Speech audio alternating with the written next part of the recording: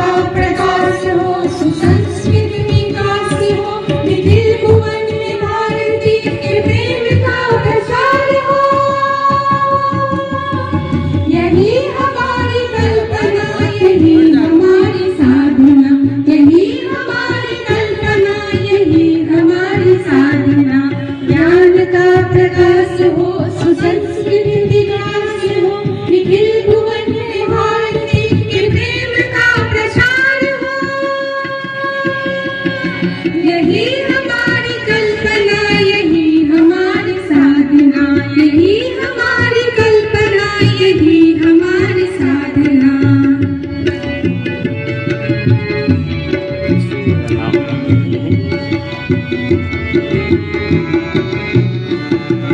जाति धर्म भाषा क्षेत्र मार्ग को न रुद्ध करे, विज्ञानी प्रज्ञा से निर्मित समाज हो।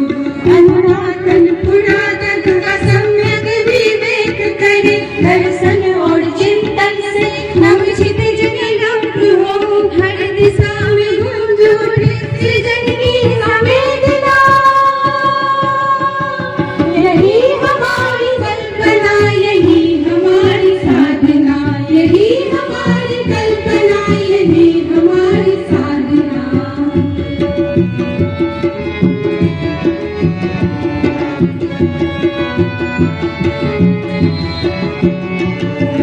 मानवता धर्म ध्वज लेकर हम आगे बढ़े, सजग चेतना के विमल यज्ञ के समृद्धि हो। राष्ट्र प्रेम विश्व शांति के लिए जाए गढ़े, शुद्ध बुद्धिशील ही चरित्र की परिभाषा हो।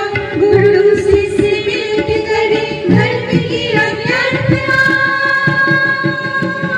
यही हमारी कल्पना, यही हमारी साधना, यही हमारी कल्पना, यही हमारी साधना।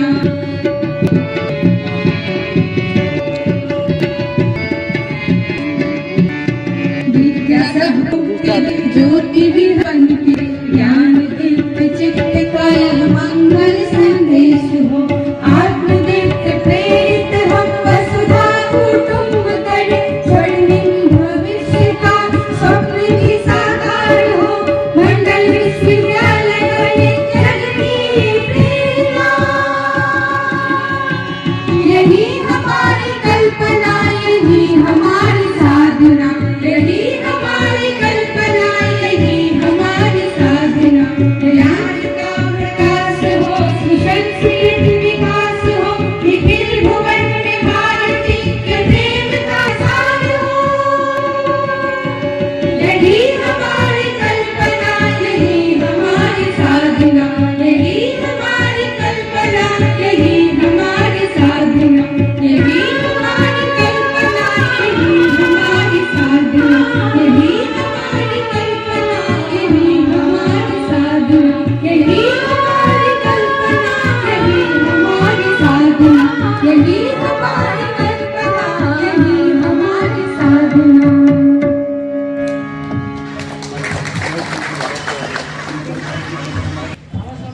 अब स्वागत गान प्रस्तुत करने का आदेश प्राप्त करना चाहिए। आदेश है सर, स्वागत गान।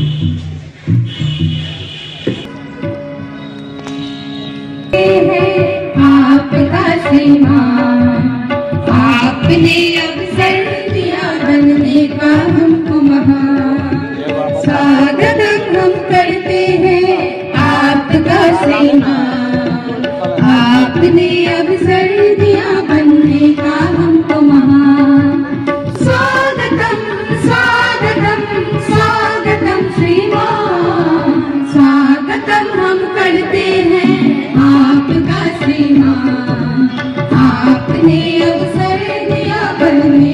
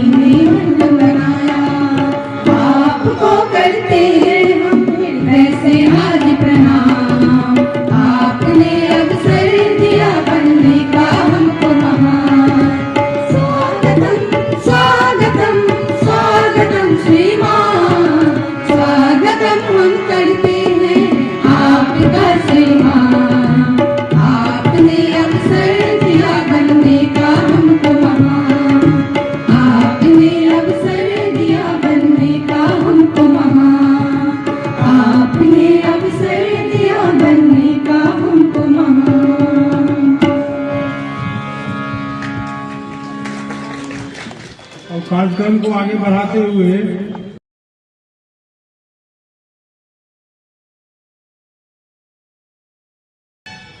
जन्म उत्सव समारोह के अध्यक्ष प्रोफेसर BS झा जी, जो हमारे माननीय कुलपति हैं, उनसे आग्रह करता हूं कि हम लोगों को संबोधित करें। सर।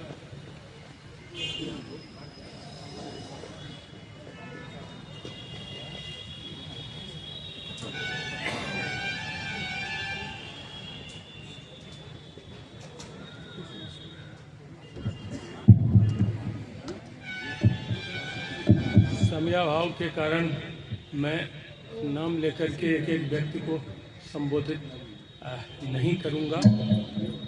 मंचासीन सभी हमारे सम्मानित पदाधिकारी, सह शिक्षकगण, सभागार में बैठे हुए सभी सेवानिवृत्त शिक्षकगण, कार्यरत शिक्षकगण, छात्रगण, कर्मचारीगण, मीडिया के बंधुओं, मैं अपनी बात कहाँ से शुरू करूँ। मैं तो विज्ञान का छात्र हूँ, कभी इतिहास और कोई साहित्य ये सब पढ़ा नहीं, लेकिन आज पहली बार मुझे है कि कुछ अखबार गंभीरता से जो मैं पढ़ता हूँ तो उसी आधार पर मैं कुछ बोल पाऊँगा। मुझे लगता है कि अगर विश्व के इतिहास को पढ़ा जाए और ख़ास करके भारत के इतिहास को पढ़ा जाए तो आपको लगेगा कि जब कभी भी आपको अत्याचार, शोषण अत्यधिक बढ़ जाता है तो कोई एक युग पुरुष का जन्म होता है। आप देखेंगे कृष्ण का जन्म कैसे हुआ, किसी खास उद्देश्य से हुआ। राम का जन्म कैसे क्यों हुआ, किसी खास उद्देश्य से हुआ। तो जो उन समय की बातें थी जिससे उस समय के समाज के लोग भयभीत रहते थे, उसे दूर करने के लिए उन लोगों का हुआ। ऐसे ही जब भारतीय परिप्रेक्ष्य में सोचें और इस सुदूरवर्ती कोशी पिछड़ा इलाका में सोचें तो जो भी यहाँ शोषण हुआ करता था तो लगा कि अब इसका समाधान होना चाहिए। और मुझे लगता है कि उसी दृष्टि से ऊपर वाले ने स्वर्गीय श्री जगनारायण मंडल जी और प्राय दीनावती उनकी माता का नाम था, उनके यहाँ एक नन्हा सा बालक भूपेंद्र नारायण मंडल के रूप में जन्म लिया, प्रकट हुआ। मेरी जानकारी सही नहीं हो सकती है, मैं इस इलाके का नहीं हूँ, लेकिन एक बार मुझे उनसे मिलने का मौका मिला था। जो जिस समय में आंदोलन 74 का हुआ करता था जयप्रकाश जी का, दरभंगा में ही कुछ ही क्षण के लिए उनसे मिला था। अब वहाँ जितने लोग जहाँ जिस कमरे में मिला उसकी बात नहीं की जा सकती है अभी, तो सारे लोग एक दरी पर बैठे हुए थे नीचे में। मुझे कुछ नाम याद आ रहा है उसमें, तो इनको तो मैं पहचानता भी नहीं था, मैं तो उन दिनों छात्र हुआ करता था। तो नागार्जुन जी थे, रेणु जी थे, फणेश्वर नाथ रेणु जी थे, भूपेंद्र बाबू थे।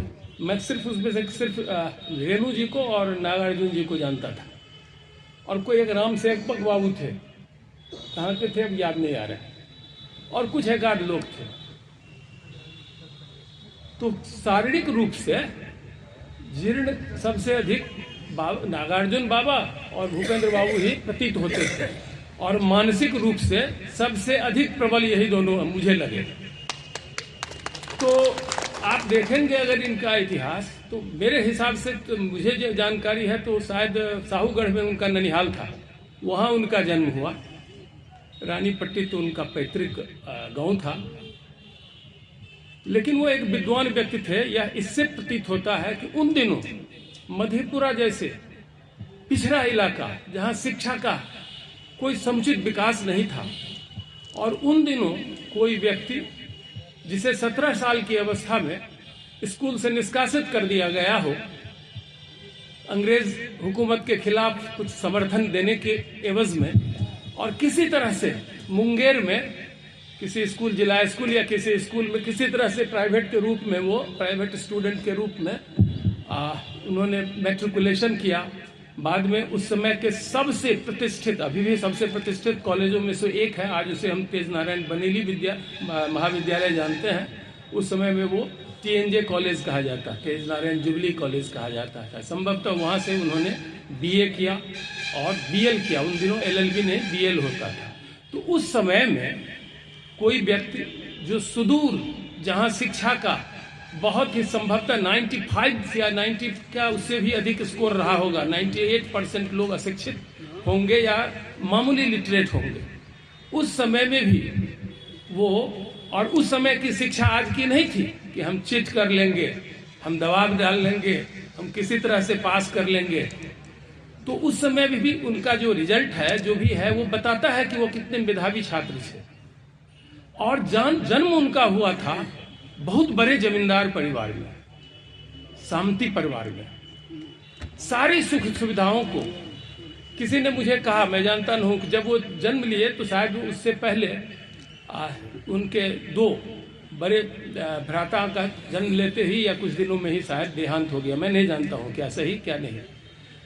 तो ये जो जन्म लिए तो वहाँ उनके परिवार में इतनी खुशी थी कि अब एक विरासत को संभालने वाला व्यक्ति आया। और उनको, वो चलते थे तो बच्चा को धूप न लग जाए तो कोई छाता लेके खड़ा रहता था, उनके साथ चलता था। और इसी तरह से जो होता था उस समय में, उन्होंने उसका परित्याग किया। ये बहुत बड़ी बात है। ये मुझसे जो उनकी मुलाकात हुई, तो जन्मना मैं ब्राह्मण कुल का हूँ। और लोहिया जी के आप देखेंगे तो PA शायद कोई उर्मिलेश झा थे। तो मुझे लगा, और मैं विचारधारा से कुछ इन लोगों के समीप था, लेकिन मैं कभी किसी पार्टी में नहीं रहा, किसी दल में नहीं रहा, कभी वोटिंग भी नहीं किया किसी दल के रूप में। विभिन्न जितने भी हिंदुस्तान के दल हैं उन सबों के कैंडिडेट को मैंने वोट दिया होगा, कैंडिडेट को देख करके। मेरी कोई किसी से कोई ये जुड़ाव नहीं है। और तो मुझे उस वक्त में लगा कि इनसे मैंने पूछा तो जो मेरी भावना थी, तो मुझे लगा कि ये तो युग दृष्टा है। तो मैंने कहा कि जातिवाद को बढ़ावा नहीं देना चाहिए। तो उन्होंने कहा मुझसे कि बैठो, यही तो मैं ऐसे ही व्यक्ति को तो खोजता हूं। मैं जाति पर विश्वास नहीं करता हूं, मैं जमात पर विश्वास करता हूं। उस जमात में हर जाति के लोग जो शोषितों, वंचितों, उसके उत्थान के लिए काम करे, हर एक का स्वागत है। तो मैं जाति में नहीं विश्वास करता हूं और जमात में विश्वास करता हूं। तो ये बहुत बड़ी बात उन्होंने कही। तो समाजवाद असली वही है, जातिवाद नहीं है। समाजवाद है जमात को एक खास उद्देश्य के लिए, की पूर्ति के लिए। तो उसको वैसे जो व्यक्ति थे उनके बारे में जितना कहा जाए वो कम होगा। मुझे याद आता है कि मैं एक किताब पढ़ रहा था, तो मैं उन दिनों जब स्वतंत्रता मिली तो सभी एक ही पार्टी थे, सभी लोग कांग्रेसी हुआ करते थे। मुझे आज खुशी हुई कि अरुण जी कांग्रेसी परिवार के होते हुए भी समाजवाद के बारे का समर्थन किया है, तो मैं उनको भी धन्यवाद देता हूँ। तो मुझे लगा कि ऐसे समय में ऐसे व्यक्ति हैं। क्या मैं कह रहा था? हाँ, वो एक किताब मैंने पढ़ा। तो नेहरू जी प्रधानमंत्री थे और उनके खिलाफ फूलपुर से वो लड़ा करते थे। शायद उत्तर प्रदेश में फूलपुर कॉन्स्टिट्यूंसी था, वही नेहरू जी का कॉन्स्टिट्यूंसी हुआ करता था। उनके खिलाफ लोहिया जी खड़ा होते थे। इलेक्शन के क्रम में जो भी होता था विवाद ये, लेकिन जो बड़े आदमी होते हैं वो एक दूसरे से कभी भी दुश्मनी उनके बीच में नहीं होती है, बीच वैचारिक विभिन्नता होती है, एक दूसरे के प्रति आदर का भाव हमेशा बना रहता है। यह मैंने एक किताब पढ़ा कि इन्हीं को चाहिए तो मेरे पास अगर होगा मैं आऊंगा तो लेते आऊंगा। तो नेहरू कांग्रेस वर्किंग कमेटी की एक बैठक हो रही थी, सारे कांग्रेसी चुप थे क्योंकि नेहरू जी के सामने किसी कांग्रेसी को कुछ बोलने का, सर उठाने का हिम्मत नहीं था उन दिनों। तो उस कांग्रेस कमेटी में नेहरू जी को लगा कि आज समथिंग इज डिफरेंट, लोग बिल्कुल ही खामोश हैं। तो मैं यह कहता हूं कि प्रजातंत्र जो मजबूत हुआ है उसमें नेहरू जी का भी योगदान है। क्यों कि इसको पढ़ने से मुझे लगा, उन दिनों तो हम लोगों का जन्म भी नहीं रहा होगा, या हुआ होगा तो बच्चा रहा होगा। तो उन्होंने कहा क्या बात है, आज तुम लोग बिल्कुल ही सर झुकाए हो, कुछ बोल नहीं रहे हो। तो उन्होंने कहा कि हुजूर और कुछ नहीं कहना है, इस बार तो लोहिया जी ने इलेक्शन में आपको बहुत गालियां दी और आप फिर उनको राज्यसभा में ले आए। तो हर बार नेहरू जी से वो हारते थे, आज नेहरू जी उनको तुरंत राज्यसभा में ले आते थे। तो नेहरू जी ने एक बहुत बड़ी बात कही, उन्होंने कहा क्या कि किसी कांग्रेसी में हिम्मत है कि मैं क्या गलत करता हूं वो मुझे कोई इंगित करे। अगर लोहिया वहां नहीं होंगे तो यह नेहरू जो है यह प्रजातांत्रिक लीडर नहीं, यह शासक बन जाएगा। तो हमारी गलती को या हम गलत रास्ते पर जा रहे हैं उसको बताने वाला कोई क्रिटिक होना चाहिए, हेल्दी क्रिटिक होना चाहिए। और उस राम मनोहर लोहिया से अच्छा विकल्प कभी हिंदुस्तान में कोई दूसरा नहीं है। और इसी उद्देश्य से वो लाते थे उनको हर बार। और लोहिया जी का देखिए, मैं यही कह रहा हूं कि वैचारिक भिन्नता हम लोगों में हो, लेकिन कभी भी सौहार्द सद्भावना आपस में नहीं टूटनी चाहिए। और जब यूएनओ भेजते थे लोहिया जी को नेहरू जी, तो वहां प्रेस कॉन्फ्रेंस में उनको कहा कि who is the tallest leader in your country. तो लोहिया जी ने कहा कि the tallest leader of the world is Jawaharlal Nehru. ऐसा एक दूसरे के बीच में रेस्पेक्ट था, वैचारिक स्तर पर बिल्कुल ही विभिन्न थे, लेकिन देश में, देश के बाहर अपने देश का प्रतिष्ठा रखना ये कोई लोहिया जी से समझे। और वैसे लोहिया जी ने कहा कि मैं समाजवाद को सोचता हूं। असली समाजवादी तो भूपेंद्र नारायण मंडल है जो जीता है समाजवाद। जिस परिवार में वो जन्म लिए, अगर वो चाहते तो उनको क्या ऐसी सुख सुविधा थी, सभी चीजों का त्याग करके उन्होंने जो काम किया। और मैं इसलिए एक और करूंगा, आप पढ़ें उनके पार्लियामेंट्री डिबेट्स को। मैं और छात्र, यहाँ के शिक्षक, छात्र, नागरिक सबों को कहना चाहता हूं कि इसको सोचिए, ये एक मेरा हिंट है। उन्होंने पार्लियामेंट का उनका आप डिबेट देखिए, 57 में प्रायः वह बिहार विधानसभा में he was the single representative of his party, कोई दूसरा नहीं जीता था, भूपेंद्र बाबू ही जीते थे।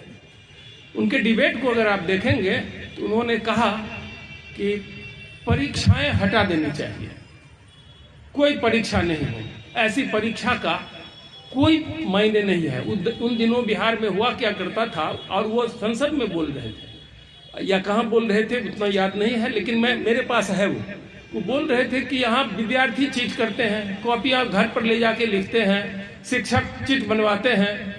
ऐसी व्यवस्था के लिए शिक्षा अगर है तो शिक्षा को नहीं होना चाहिए, कॉलेजेस को, यूनिवर्सिटी को बंद कर देना चाहिए, परीक्षा सिस्टम को हटा देना चाहिए।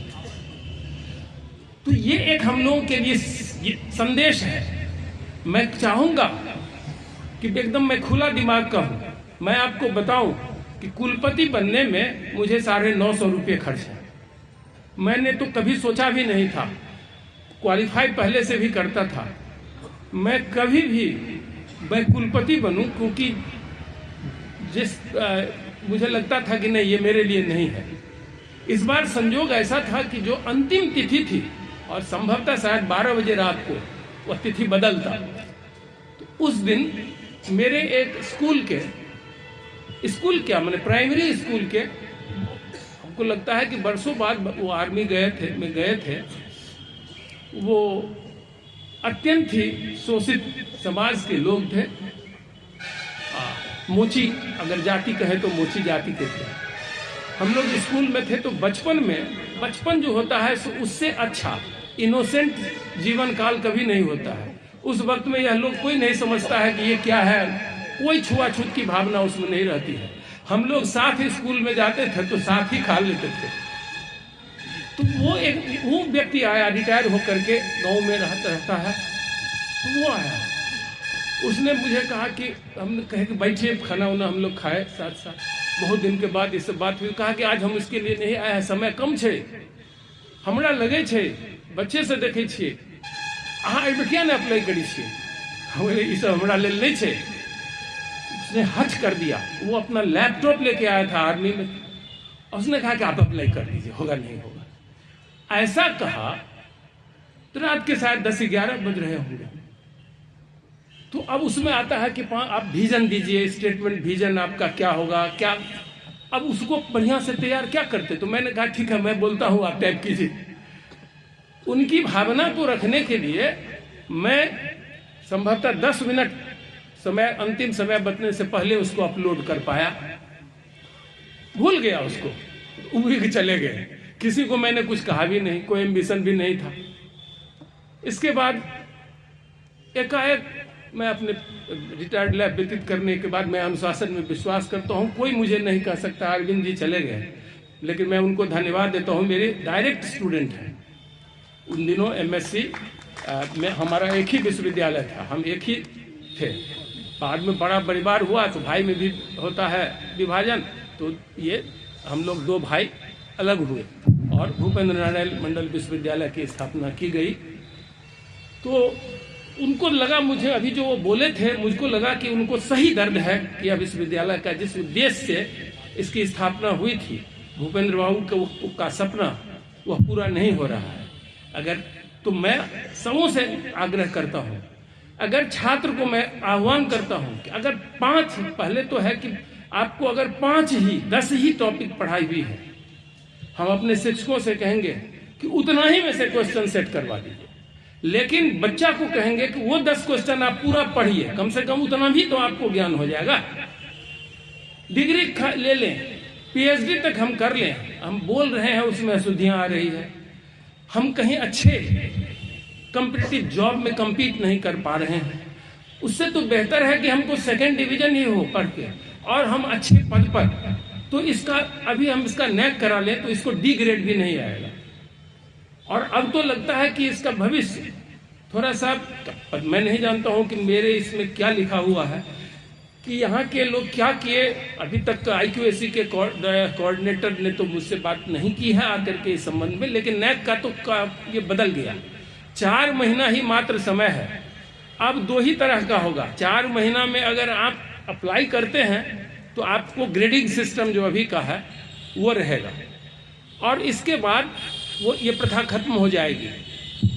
तो 4 महीने में आप चाह के भी नैक का कुछ नहीं कर सकते हैं, सिवाय इसके कि रंग पोत और टिपाई पर बहुत पैसा खर्च कर दें, वो नहीं कर सकते हैं, क्योंकि आपको 5 साल का डेटा किस रूप में है, मेंटर मेंटी बना है कि नहीं बना है, बहुत सारी चीज है उसमें, कितनी पब्लिकेशंस क्या हैं, अटेंडेंस रिजल्ट का प्रोग्रेशन कैसा है, ऐसे उसके जो भी 7 क्राइटेरिया है, उसमें बहुत चीजें हैं जो 4 महीना में नहीं किया जा सकता है। अभी बिहार में सबसे अधिक अच्छा ग्रेड मिथिला विश्वविद्यालय को है, उसमें हम लोगों को 1.5 वर्ष लगा ये B++ लाने में, और वह जो 2 साल का डाटा नहीं तैयार था उसके चलते, और 3 साल के डाटा पर अभी जो हमारे कुलपति थे उनका 3 साल के कार्यक्रम में 10 में 10, 10 5 में 5 सब पॉइंट मिला, लेकिन 1 साल का कि 2 साल का डाटा 17 और 18 का डाटा वहाँ उस समय में नहीं होने के कारण B++ आ गया, अदरवाइज ये तो उसको आना ही था। तो अभी हम लाख भी चाह लेंगे तो 4 महीना में इस 5 साल के डेटा को आप मैनिपुलेट नहीं कर सकते हैं। तो अब हम लोगों को क्या स्थिति होगी, तो मैं अपेक्षा कर रहा था कि वो आवेंगे IQAC के कोऑर्डिनेटर साहब को, तो ये बिल्कुल होना चाहिए, अप टू डेट रहना चाहिए कि ये आज चल आया है, तो हम लोग आवे और बात करें कि अब इसको क्या करें। तो अब 2 ही तरह के रहेंगे यूनिवर्सिटीज या इंस्टीट्यूशंस, एक्रेडिटेड और नॉन एक्रेडिटेड। तो नॉन एक्रेडिटेड के लिए ग्रांट्स कुछ अलग होगा, एक्रेडिटेड को ज्यादा होगा। अब कोई ग्रेडिंग सिस्टम 4-5 महीने के बाद एक मॉडिफिकेशन यूजीसी ने संभवतः 27 या 26 तारीख को ही किया है, या 1 आध दिन पहले किया हो। तो ये सब तो सोचने की बात है, लेकिन मैं कुछ चीज पर अभी, मेरे लिए यह विश्वविद्यालय और यहाँ के लोग, कुछ लोगों से, खास करके अपने विषय के लोगों से तो मैं परिचित था, अन्य लोगों से, अमोल बाबू वहाँ पढ़ते थे, इन लोगों से उस समय से है, लेकिन अन्य लोगों मेरे लिए नए हैं। और मेरे लिए मेरे जीवन का ही यह रहा है कि कुछ भी नहीं है, who is the best he should get the best. जो विद्यार्थी सबसे अच्छा है, मैं लड़ा करता था वह किसी भी जाति किसी भी धर्म का हो, उसे ही हाईएस्ट आना चाहिए। तो जो कुछ भी हो, तो मैं तो कोशिश ही कर सकता हूँ, ईमानदारी के साथ कोशिश कर सकता हूँ, लेकिन आप सबों का सपोर्ट चाहिए। यह नहीं चलेगा, इससे आपके विश्वास, ठीक है आप जो चाहेंगे होगा तो वही। यूनिवर्सिटी के स्टेक होल्डर्स 4 होते हैं, मूलतया 4 ही होते हैं, एक शिक्षक, और सबसे बड़ा स्टेक होल्डर हमारा कौन है? छात्र, शिक्षक, कर्मचारी और गार्जियन समाज के लोग। यही 4, इन्हीं का दायित्व तो बनता है कि हम भूपेंद्र बाबू के सपनों को कैसे साकार करें। जिस उद्देश्य से इस विश्वविद्यालय की स्थापना हुई, हम सब आत्मचिंतन करें, आत्ममंथन करें। परमानंद बाबू जो बोल रहे थे तो मुझे लगा कि इनके भीतर से सच आवाज आ रही है कि एक डिग्री देने की फैक्ट्री रह गई है ये विश्वविद्यालय। इसके कार्य पद्धति में, संस्कृत में बदलाव लाने की आवश्यकता है। जब एक बार डिरेल्ड हो जाता है कोई चीज, उसको रेल पर लाने में सबों के सपोर्ट की आवश्यकता होती है। मेरा किसी के प्रति बायस नहीं है, मेरा किसी के प्रति कोई विद्वेष नहीं, क्योंकि मैं तो यहाँ किसी को नहीं जानता हूँ, यहाँ का रहता। और इंटरव्यू में मुझसे मैंने तो आपको कहा ना कि 950 रुपये में मैं बना हूँ कुलपति।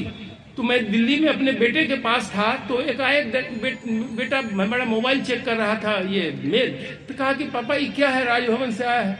तो हम कहे क्या है? तो था कि आपका इंटरव्यू फलान तारीख को इंटरेक्शन है। तो मुझे लगा कि मेरा कैसे शॉर्ट लिस्टिंग हो गया। शैक्षणिक योग्यता सारी है, पब्लिकेशंस किसी से भी कम नहीं है, फॉरेन जर्नल्स में भी सब कुछ है, चेयर भी बहुत सेशन किए हुए हैं, लेकिन न मुझे कोई राजनीतिक पैडवी है न कुछ है, किसी को मैं जानता हूं। तो मुझे लगा कि शायद बड़ा ही जो भी शॉर्ट लिस्टिंग में आए होंगे वो उन लोगों ने कुछ किया होगा, मेरिट कुछ उनको लगा होगा। बहुत सारे प्रश्न मुझे पूछे गए इंटरेक्शन में, जिसको मैं नहीं बताऊंगा। और मैं मीडिया बंधुओं से भी कहूंगा कि चूंकि कुलाधिपति होते हैं, इसको आप नहीं, लेकिन मुझे यह पूछा गया कि शायद इससे पहले और लोगों को भी पूछा गया होगा कि आपको BNMU के बारे में आपका क्या धारणा है। बाद में पता चला कि किसी ने खराब अच्छा नहीं कहा था। तो मैंने कहा कि ठीक है, वो 0 से तो वहां स्टार्ट करना होगा, लेकिन चैलेंजिंग जॉब तो है, लेकिन वहां किया जा सकता है। तो उन्होंने कहा कि क्यों? तो हमने कहा कि अन्य जगहों के, खास करके जिस विश्वविद्यालय का मैं हूं, तो खैर वो तो बहुत स्थापित विश्वविद्यालय हो गया है, संसाधन आज उसके पास सबसे अधिक है। पूरे बिहार में किसी भी विश्वविद्यालय से 7 विश्वविद्यालय को या 12 विद्यालय को मिला जाए, उससे मिला दिया जाए, उससे अधिक उसका अर्थ संचय है, इतना पैसा है उसके पास। लेकिन लोग वहां के छल प्रपंची होते हैं। मैं जब कभी भी मधेपुरा गया किसी भाइवा लेने के लिए या परीक्षा के क्रम में, तो मैं देखता था कि गार्जियन भी है, विद्यार्थी भी है, सब लिख रहा है किताब से। थोड़ा सा काउंसलिंग कर देने पर, अरुण है, इसको भी मैं डांटता था, क्या कर रहे हो। लेकिन यहाँ के लोग इतने निर्दोष हैं, इनोसेंट हैं। तो मैंने वहां वही कहा कि वहां के लोग इनोसेंट हैं, उनको if they are made to understand कि आपके लिए ये अच्छा है, और वो एक बार समझ जाएंगे तो वो निश्चित रूप से सहयोग करेंगे। तो मुझे लगता है कि मेरे कंधे पर ये भार है। मैं कहाँ कितना सक्सेसफुल हो पाऊंगा ये नहीं जानता हूँ। ये आपके अभी कुछ मित्रों ने कहा कि इसको डिजिटलाइज कर दीजिए, इसको ये कर दीजिए, इसको वो कर दीजिए। आप जानते हैं कि ये एक सरकारी संस्था है, इसके नियम हैं, इसको ग्रांट्स हम नहीं आएगा तो हम कहाँ से बना पाएंगे। सब लोग तैयार होइए, चंदा एकत्रित कीजिए, कराइए। सरकार का जो ग्रांट आएगा जिस किसी भी पर्पस के लिए, मैं इतना विश्वास दिलाता हूं कि वह उसी पर्पस के लिए खर्च होगा और ढंग से खर्च होगा, किसी तरह उसे बिल्कुल ट्रांसपेरेंसी रहेगी। लेकिन आप ये अपेक्षा करेंगे कि आज उसको हम JNU के समतल बना दे, तो मैं झूठ नहीं बोलता हूं। आपको बढ़ना होगा, खुद ही लोग आवेंगे आपको शिक्षक, अभी लोग कह रहे थे कि भूपेंद्र बाबू को बहुत अच्छी बात कही मधेपुरी जी ने कि आने वाले जो बच्चे जो हैं वो भूपेंद्र बाबू को क्या जानेंगे। क्या आपकी जिम्मेवारी अभी नहीं फिर आप हम लोग हुए हैं? जो आपका NEP आया है या जो भी MSc का सिलेबस है, सारे सिलेबस में आपको इंस्ट्रक्शन है कि 20% कोर्स को, जो और कोर्स है उसको आप नहीं बदल सकते हैं, लेकिन 10 to 20% लिमिट तक आप सामाजिक वहाँ का जो डिमांड है उसके हिसाब से कोर्स में परिवर्तन कर सकते हैं। क्यों नहीं आया भूपेंद्र बाबू के थॉट का सिलेबस में इंक्लूजन? क्यों दोषी है? सिर्फ भाषण देने से नहीं होगा, भाषण देने से और तालियां बजा देने से नहीं होगा। ये शिक्षक यहाँ के या जो भी लोग हैं, या तो किसी हड़बड़ी में हुआ होगा, तो मैं आगे भी कहूंगा कि सिलेबस बोर्ड की मीटिंग होती है, 2 साल पर सिविल सिलेबस रिवाइज होता है, वहां से होता है, लेकिन 3 पर आपको तो छूट है ना, हम लोग भी किए हैं। रिसर्च होता है, कट पेस्ट, ये क्या है? आप जाइए समाज के बीच में, गरीब बच्चों के बीच में, आप देखिए वहां। आप अभी आइए कोई हमारे पास, अभी 3 आमंत्रण मुझे और आए हैं। अभी मैं बंगाल में गया था, मालदा यूनिवर्सिटी में, क्या नाम है उसका, गौरवंग यूनिवर्सिटी, वहाँ मुझे टॉक देने के लिए बुलाया गया था। मैंने एक छोटा सा प्रयोग किया अपने स्टूडेंट के साथ। किसानों को 1 हेक्टेयर में 2,79,000 रुपया प्रतिमाह होता है। बिहार का जो ज्योग्राफी है वो क्या है? या तो आपके पास बाढ़ होगा या सुखाड़ होगा। धान की खेत सफल करता है उस पर क्या कर हमारे नेचर पर, तो किसान का लागत भी कभी नहीं ऊपर होता है। एक दिन हम लोग जा रहे थे तो हमने देखा कि रेलवे लाइन के दोनों ओर मिट्टी उट्टी काटा हुआ छोटा छोटा सा डबरा है, उसमें कुछ पानी उनी है। मोहनपुर जादवों की बस्ती है, वहाँ कच्चे अच्छे लोग हैं, धन संपन्न हैं, तो वो छोटा छोटा मिट्टी के कोई ये जो जमीन कहीं गहरा जमीन को गड्ढे भरने के लिए मिट्टी काटते थे अपने जमीन से ही। तो हम अपने रिसर्च स्कॉलर्स की टीम को भेजे, तो कहा कि सर आप भी चलिए, तुम चलो। तो हम उनको कहे कि इसको क्यों नहीं उपयोग करते हैं आप? उन्होंने कहा कि की करबे, तो गहीर भ गई पानी उपजा दी, हमने रुकू। और उनको हमने एक टेक्निक दिया, हम लोगों ने ही डिवाइस किया है, बिल्कुल ऑर्गेनिक खेती है, कि आप अगर 1 हेक्टेयर में धान उपजाते हैं तो साल में आपको 1 फसल होता है। कम भूमि में वही जो भूमि बर्बाद है आपका, उसको उपयोग कर लेते हैं आप मखाना, चेस्टनट जो है, और इसके लिए फिश कल्चर के लिए, तो 1 साल में आपको 3 फसल आता है। और प्योर ऑर्गेनिक ढंग से, कोई खाद उसमें नहीं देना है। क्या देना है वो कभी आप लोग कहिए तो मैं एक टॉक दे दूंगा। क्या देना है उसमें? कुछ नहीं देना है, सिर्फ काऊ डंग का इस्तेमाल करके कितनी मात्रा में कितने क्षेत्रफल में, वो हम लोगों ने स्टैंडर्डाइज कर लिया है। और वो स्प्रिंगर से पब्लिश हुआ, विश्व के सबसे प्रसिद्ध जर्नल से, और उसके आधार पर खेती लोग अब करने लगे हैं। 1 हेक्टेयर में 2,79,000 इनकम हुआ। तो ऐसा शोध कीजिए, गांव में जाइए। हम लोग जाते थे तो वहाँ कहते थे कि आप क्या करते हैं, जहाँ कोई अभी भी कुछ ऐसे गांव हैं हमारे यहाँ, हमारे प्रदेश में, जहाँ किसी भी तरह का शैक्षणिक, खास करके स्वास्थ्य की सुविधा है। तो वहाँ पूछते हैं कि एक बीमारी होती है तो क्या करते हैं? लोग कहते हैं कि फलाना पत्ता लगा देते हैं।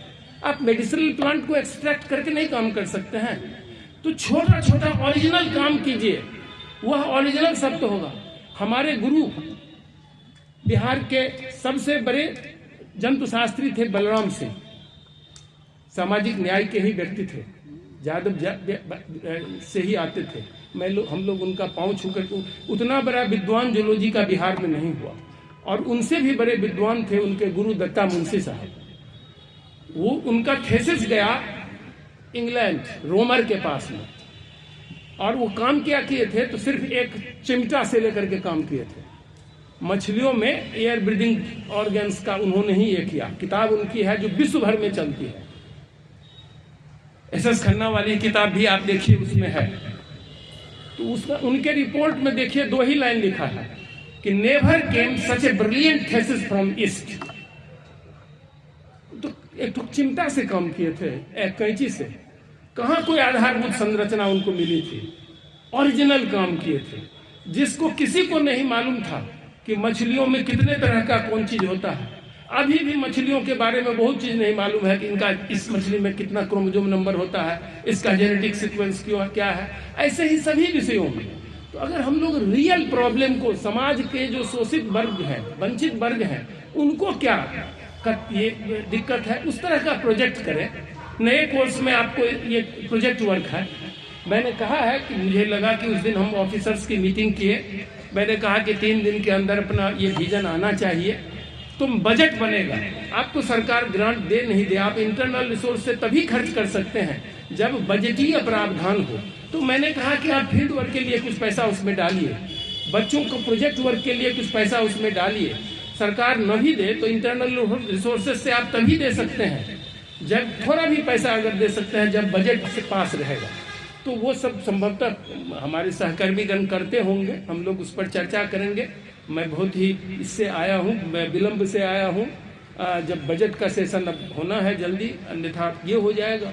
दूसरी बात मैं ये कहना चाहता हूँ, और आज मैं कहता हूँ, अन्य दिनों जो भी करें, मैंने कभी किसी को तुम नहीं कहा है, अब सिवाय अपने छात्रों से।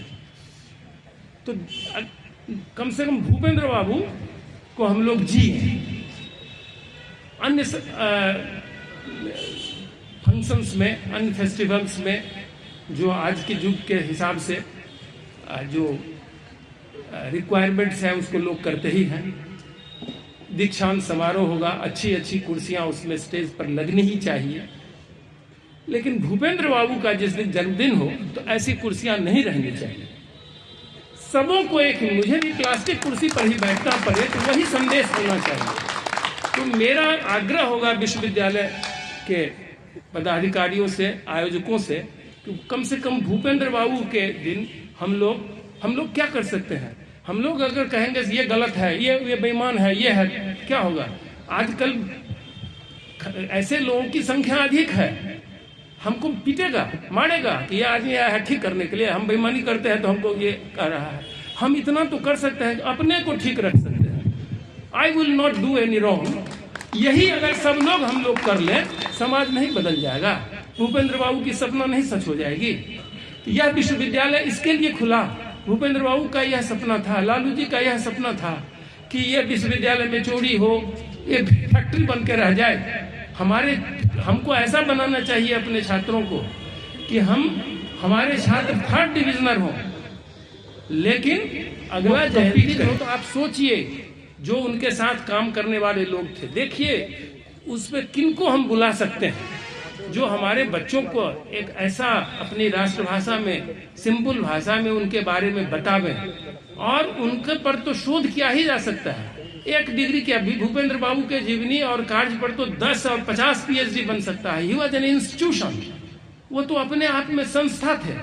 लेकिन सिर्फ कहने के लिए भूपेंद्र मंडल विश्वविद्यालय जिंदाबाद ताली करने से महसूस कीजिए, सबों को महसूस करना होगा कि नहीं, ये हमारा घर है। और सबों से मैं एक बार कहता हूं कि घर में 5 बच्चे हैं, 5 समान रूप से मेधावी नहीं होते हैं। किसी सफल शिक्षक का सफलता इस बात पर निर्भर करती है, जो विद्यार्थी क्लास में तेज होता है उसको आप कॉम्प्लेक्स रूप में भी किसी चीज को पढ़ा दीजिए तो वो समझ जाएगा। टीचर की काबिलियत इसमें है कि जो सबसे कमजोर बच्चा है अगर वह समझ जाए तो आप सफल टीचर हैं। मैं अपना एक उदाहरण दे रहा हूं। जब मैं नया व्याख्याता हुआ यहाँ तो छात्रों में उत्साह थी कि भाई रिकॉर्ड ब्रेक कर रहे हैं, 27 साल का इन्होंने पूरे बिहार का रिकॉर्ड तोड़ दिया, अच्छे टीचर हैं जो भी कुछ रहा हो कंसेप्ट। तो मैं जब इंटर किया, जूलॉजी वाले इसको सुन लेंगे, तो मैं जब इंटर किया तो लड़कों ने कहा कि सर प्राइमरी DNA क्या होता है। तो मेरे दिमाग में 2 भावना आई कि या तो ये लोग नए टीचर को टेस्ट करता है, अथवा अगर उन दिनों में मिथिला विश्वविद्यालय में मात्र 16 सीट होते थे, किशनगंज से लेकर के और जयनगर तक में। यहाँ के भी विद्यार्थी थे, मुझे याद है 1-2 विद्यार्थी का नाम भी, जो अत्यंत शोषित वर्ग का था, और उनसे आप बात कीजिए कि मेरे डेरे पर रख के कैसे पढ़ता था। तो मुझे लगा कि इसको MSc में तो पढ़ने का हक ही नहीं है, जो प्राइमरी DNA नहीं जानता है। तो हमने कहा कि तुम MSc में आ कैसे गए, तुमको प्राइमरी DNA का अर्थ नहीं आता है। लड़का सब कुछ बोल नहीं रहा था। वह यह था कि अब कोई उसको जो बताए थे जो टीचर, और वो जो पढ़ता था तो नहीं समझ रहा था। तो मैंने कहा कि अब इसको हम प्राइमरी DNA कैसे समझावें। तो हमने कहा कि तुम दूध घर में दही देखे हो। तो कहा कि जी। कैसे जमता है। सर दूध से। तो बोला दूध को खौला दो, उसको ढक्कन में रख दो, ढक दो, दूध जमेगा, जब तक कि पहले से जमा हुआ दही उसमें मत डालो। तो वो कॉर्नवर्ज ने जब डीएनए को सिंथेसिस किया था तो वो एंजाइम डाल दिया, बेसेस डाल दिया, प्यूरिन डाल दिया, पाइरिमिडिन डाल दिया, एडेनिन, थाइमिन, ग्वानिन, साइटोसिन जो भी होता है, सारे चीज जो होते हैं वो डाल दिया। डीएनए का सिंथेसिस नहीं हुआ। तब उसने पहले से सिंथेसाइज डीएनए के टुकड़ा को छोटा डाल दिया, उसमें डीएनए का सिंथेसिस हो गया। तो मैंने बच्चों से कहा कि प्राइमर डीएनए ही जो जोड़ा जो तुम दही जमाते हो पहले से जमा हुआ थे, सारे बच्चे समझ गए। तो सभी आप बच्चों को किताब में क्या है, आजकल बच्चों को सारा गूगल पर, और इस जमाने में इस डिजिटल युग में सारा इंफॉर्मेशन है। आज के युग में शिक्षकों की जवाबदेही ज्यादा है, क्योंकि ज्ञान का वहां भंडार है, उसमें से कितना लेना है और किस रूप में छात्रों को देना है। यहाँ हमारा चैलेंज और बढ़ गया है, यहाँ हमारा चैलेंज बहुत ही बढ़ गया है। Offline mode, face to face teaching का कोई विकल्प नहीं है। ऑनलाइन मोड और इंटरनेट ये सब ठीक है, लेकिन इसका कोई विकल्प नहीं है। आप अपने छात्रों से साक्षात्कार सामने सामने रूबरू होते हैं, उस वक्त में आप अपने छात्रों के फेशियल इंप्रेशन को देखते हैं। कोई बच्चा आपस में बात कर रहा होता है, किसी को नींद आ जाती है, आप समझिए कि वो नहीं समझ रहा है जो आप पढ़ा रहे हैं। आप उसको समझाइए। देखिए आपके बच्चे क्लास में आएंगे, क्लास में बच्चे आएंगे, क्लास में बच्चों का आना शिक्षकों पर सबसे अधिक निर्भर करता है।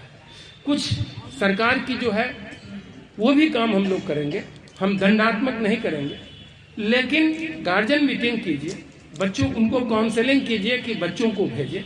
बच्चों को चाहिए, हमारे छात्रों को चाहिए कि उनमें जो ऊर्जा है, हिंदुस्तान विश्व में इस महीने में सबसे अधिक धनी है कि इसके पास युवा फोर्स सबसे अधिक है, लेकिन उनको उनका जो एनर्जी है वो पॉजिटिव डायरेक्शन में जाए, इस दिशा में उनको उत्प्रेरित करने की जरूरत है। इसमें शिक्षकों की महती भूमिका है, और ये सब हम लोग अगर करेंगे ईमानदारी से, तो हम जो भी लोगों ने कहा है या अशोक बाबू ने कहा है कि ये कर दीजिए वो कर दीजिए, वो ग्रांट पर निर्भर करता है, ये ताली बजाने की चीज नहीं है। सरकार जो ग्रांट जिस चीज के लिए देगा वो मैं जरूर दूंगा। आपका नैक नहीं हुआ है तो आपको ग्रांट बहुत कम आता है, अगर नैक इसका होगी अब तो अभी होगा भी नहीं, क्योंकि आपके पास हम कुछ फीडबैक ले लिए हैं। 2 साल अनवरत अगर मेहनत कीजिएगा तभी होगा, 4 महीना के बाद क्राइटेरिया बदल जाएगा। तो आप कितना पीछे चले गए। नेट के नाम पर लाखों का पेंटिंग हो जाए, ये हो जाए, ये तो हमारी भावना नहीं होनी चाहिए। हमारी भावना होनी चाहिए कि पहले सारे डॉक्यूमेंट डेटा इसको पूरा कर लीजिए, एसएसआर को अपलोड कीजिए, जो मेंटर मेंटी होता है छात्रों को काउंसलिंग कीजिए। छात्र नायक से बराबर पूछता है, और आपको मालूम भी नहीं होगा, आप हर एक छात्र का मेल उसके पास रह जाएगा, वो उससे पूछेगा टीचर कैसे पढ़ाते हैं, वातावरण कैसा है। छात्र अगर को काउंसलिंग करना पड़ता है कि तुम्हारे यूनिवर्सिटी के दशा और दिशा की बात है, तुम पॉजिटिव कहो, और हम ऐसा काम करें कि छात्र हमारा पॉजिटिव ही कहे। इस दिशा में भी हमें काम करना चाहिए। तो जो भी संसाधन हमारे पास है उसमें हम what best we can give to our students, this should be our motive. और यही भूपेंद्र बाबू के प्रति सच्ची उनका जो सपना था वह होगा।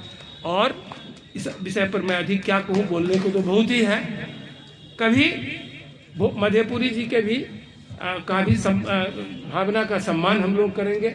अगला अगर जयंती हो तो आप 2 वक्ता को बताइए, बुलाइए, एक बिहार उनके साथ रहने वाले समाजवादी चिंतक को, एक इनका भी 2 वक्ता करवा दीजिएगा, इसमें कोई हर्जा नहीं है, किसी को नहीं है। और रजिस्ट्रार साहब तो आपके प्रशंसक हैं, हमको उन्होंने, लेकिन समय अभाव है, आज हम लोग को बहुत काम करना है। 4 तारीख को राजभवन में कुछ डेटा मांगा गया है, और जो लोग गए थे वो अभी क्या किए हैं हम लोग बैठ के बात करेंगे। इस दृष्टि से उन्होंने कहा होगा कि संक्षेप में सब कुछ को। तो अगर सभी व्यक्ति को अगर मेरी किसी भी भावना से आपको चोट पहुंचा हो तो मैं उसके लिए क्षमा प्रार्थी हूँ, लेकिन मेरा मैसेज जो है वह बिल्कुल स्पष्ट है।